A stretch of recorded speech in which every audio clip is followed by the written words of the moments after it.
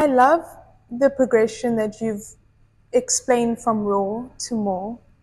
I was wondering about the MOAR paradox. Yes. And could you just unpack a little bit more for those that are viewing and listening and what that means? Absolutely. So the MOAR paradox, again, that's kind of like emerging from what I actually used to call the power paradox.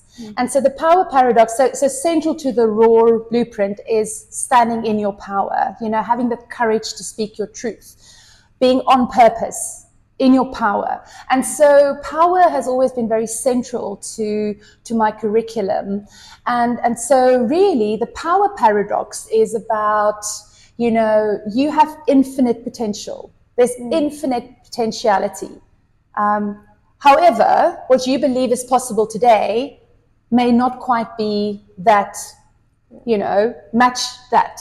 So you've got this gap between what you believe is possible and what is actually in fact possible, which is infinite. And so that gap is kind of called the power paradox.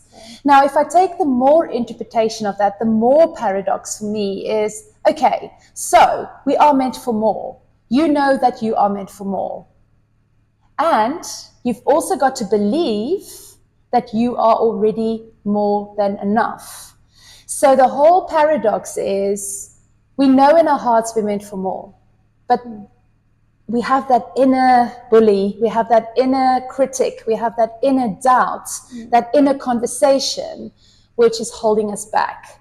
And so we have an opportunity to believe that we are already more than enough today, right here, right now. And I think that for me is what I'm so excited about for this, because more than enough and meant for more, they are basically about elevating. So it's not about a balance, it's about recalibrating up and up and up. So the hero's journey is a journey up and up and up. You're going to go through multiple cycles of this hero's journey. Wow. And every time you're going to learn new things, you're going to have new gifts that you can bring to the world.